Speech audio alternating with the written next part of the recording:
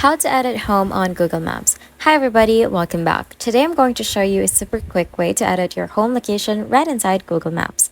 As you can see, I already have my current home location marked on the map.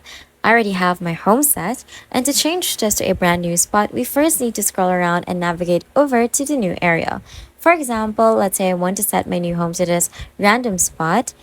I'm going to long press on it to drop the pin, and once you've found your location, look at the row of buttons near the bottom of the screen.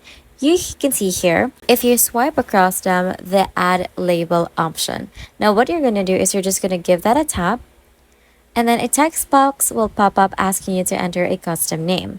You're going to just type in the word home, and then from here, you're going to click on home to set as your home address, and then you're going to hit on save, and then as you can see here, home has been saved.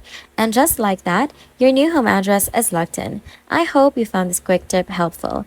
Thanks for watching, and I'll see you next time. If this video helped you, please don't forget to like the video and subscribe to the channel for more videos like this.